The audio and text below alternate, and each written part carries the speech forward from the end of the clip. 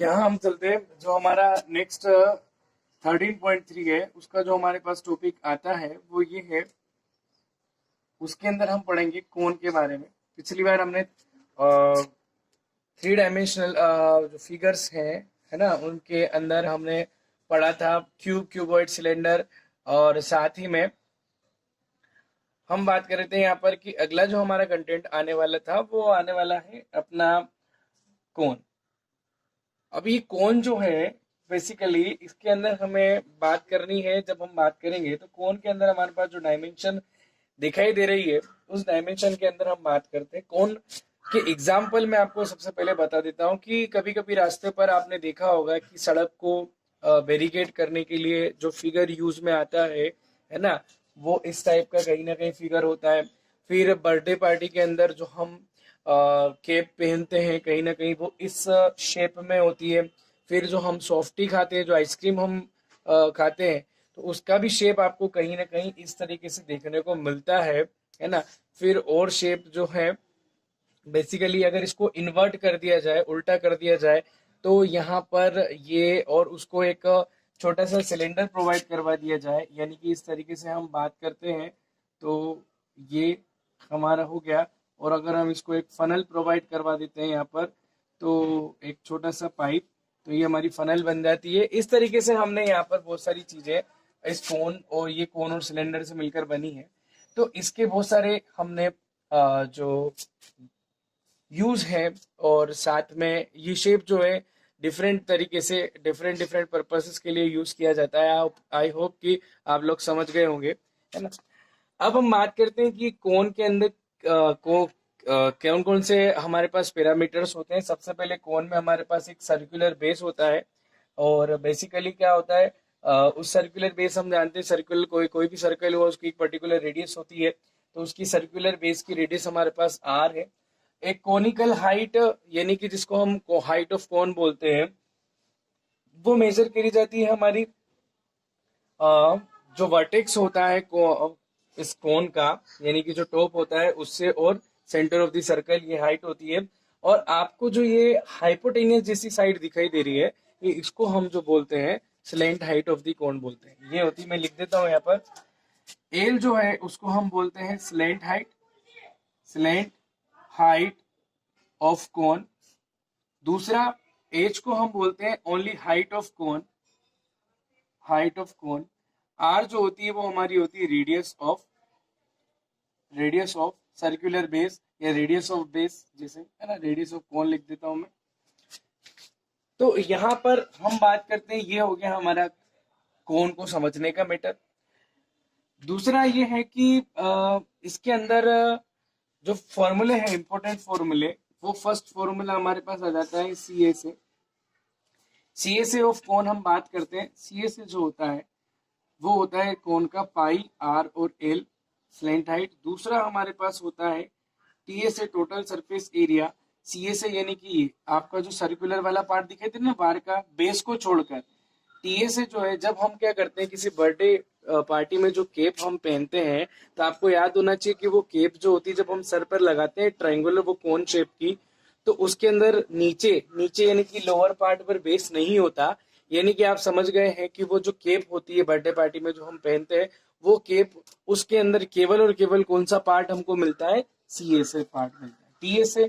T A से यानी अगर अपन बात करें टोटल सरफेस, तो एक तो इसमें कर्व सरफेस आता है, प्लस नीचे का क्या आ जाता है, सर्कुलर बेस। सर्कुलर बेस यानी कि एरिया ऑफ सर्कल, तो वो कितना होगा, पाई आर स्क्वायर। तो देखो इन दोनों में से हम क्या क्या कॉमन निकाल सकते हैं, पाई आर ले सकते हैं, तो यहाँ क्या बच जाएगा, एल, पाई आ चुका है, एक आर आ चुका है, यहाँ बच जाएगा आर, बच जाएगा आपका, ये हो जाएगा आपका एल, प्लस यहाँ आपका आ जाएगा R, pi R, R plus L. तो ये आ गया आपका pi R, R plus L.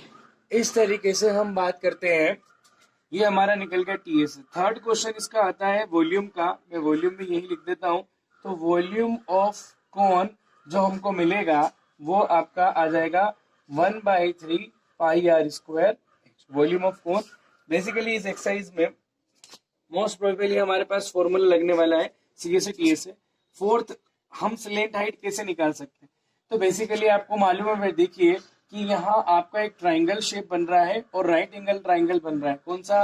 अगर मैं नाम दूं ए, ये हो गया आपका बी और ये हो गया सी, तो एबीसी पार्ट एक ट्राइंगुलर शेप बन रहा है। तो ए अपन जानते हैं कि ट्राइंगल अगर राइट एंगल ट्राइंगल है तो उसमें कौन सी थ्योरम अप्लाई होती है?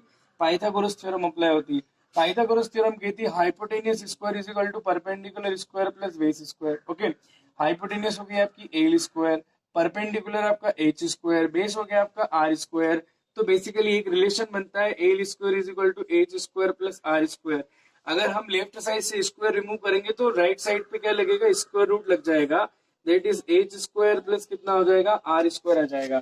तो ये हमारा एक फॉर्मूला बन गया किसको फाइंड करने का? स्लेंट हाइट फाइंड करने का। L is equal to under root में H square plus R square. ये बेसिक पॉइंट्स है इसके लिए। हम बात करते हैं इसके आगे क्वेश्चन की, तो हम देखते हैं क्वेश्चन नंबर फर्स्ट देखते हैं और कैसे इसको सॉल्व करेंगे। आइए समझिए इसको। हम बात करते हैं यहाँ पर हमारे सामने क्वेश्चन ये दे रखा है, डायमीटर जो है वो कोन में 10.5, हमने रेडियस निकाली है 10.5 डिवाइड बाई 2। दूसरा हमारे पास इसके अंदर स्लेंट हाइट जो है वो दे रखी है हमारी 10 सेंटीमीटर। स्लेंट हाइट यहाँ पर दी गई है 10 सेंटीमीटर हमारी स्लेंट हाइट। हमको निकालना है सी एस ए। बहुत इजी है, आपके पास फॉर्मूला है सी एस ए का, क्या होता है? Pi R L. तो लिखेंगे C H A of cone is equal to होता है pi R L. Pi is 22/7 into pi की वैल्यू 22/7 रखना है। अगर क्वेश्चन में कहीं 3.14 दी है तो फिर हम वो देखेंगे। रेडियस, इसकी रेडियस हो गई आपकी कितनी? 10.5 डिवाइड बाय 2। इसको हम डिवाइड कर सकते हैं लेकिन नहीं क्या, क्योंकि आपको मालूम है कैलकुलेशन बहुत इजी हो जाएगी।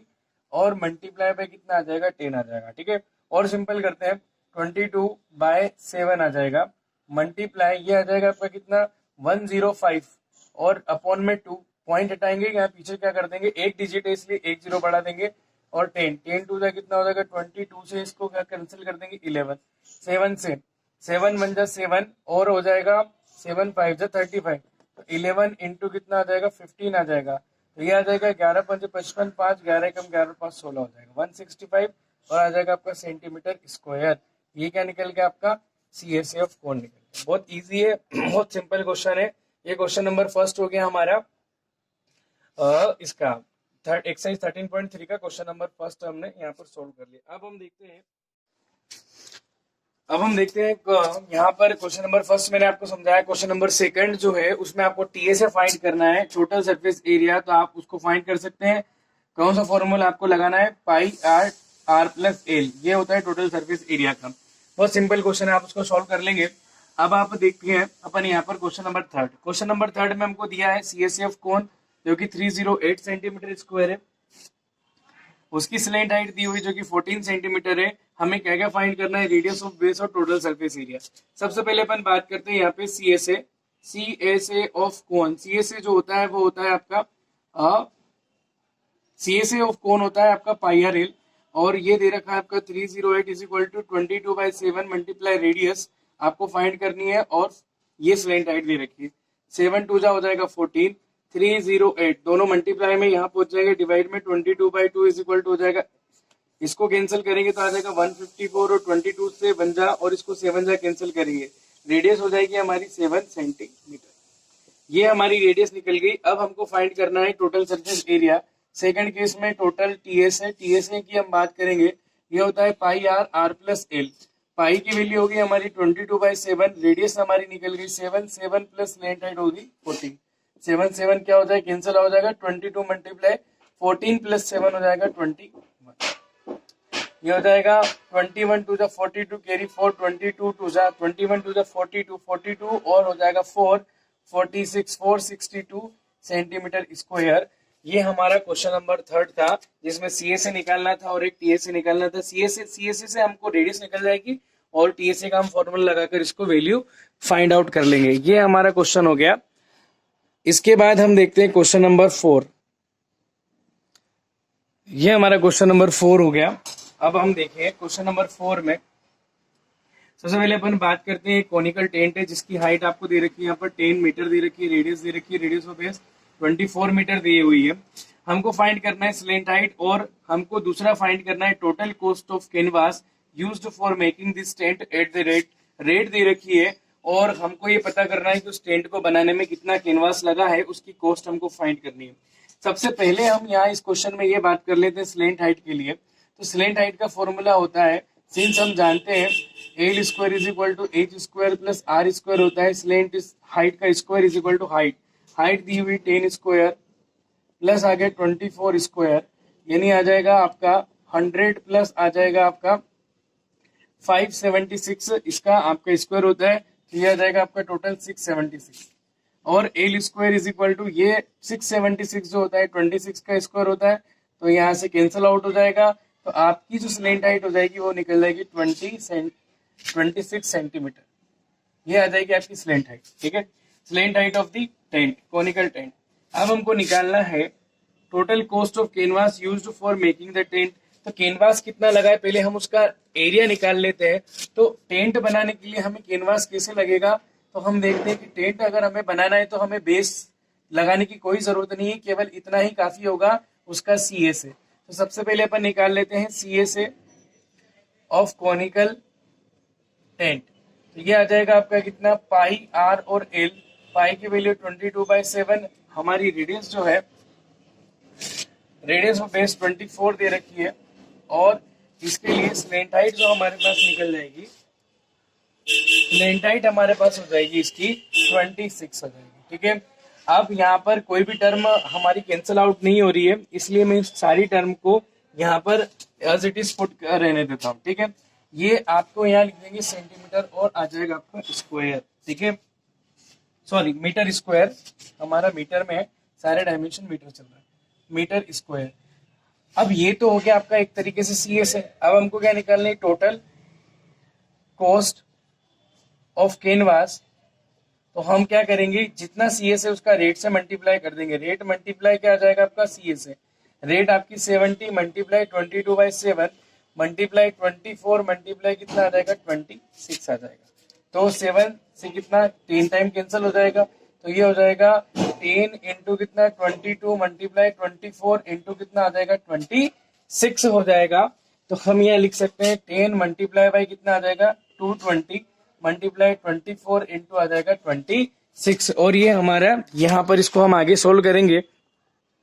जैसे कि हम सभी इन टर्म को मल्टीप्लाई करते हैं, तो इन सभी का मल्टीप्लाई करने पर हमारे पास आ जाएगा 13, 72 और 80 आ जाएगा। ठीक है, ये रुपीस निकल जाएगा, ये आ जाएगा आपका 1,37,280 रुपीज। जब इन सबका मल्टीप्लाई कर देंगे तो ये क्या निकल जाएगी, टोटल कॉस्ट ऑफ कैनवास निकल जाएगी, जो हमें उस टेंट को बनाने के लिए यूज करनी होती है। तो यहाँ तक आपको अच्छे से रिवीजन करना है। इसमें आपको मैंने होमवर्क में क्वेश्चन दिया है, क्वेश्चन नंबर इस एक्सरसाइज में है आपका 2, और जो पिछली एक्सरसाइज है 13.2 उसका क्वेश्चन नंबर 9 आपको सॉल्व करना है। ठीक है, बाय योरसेल्फ।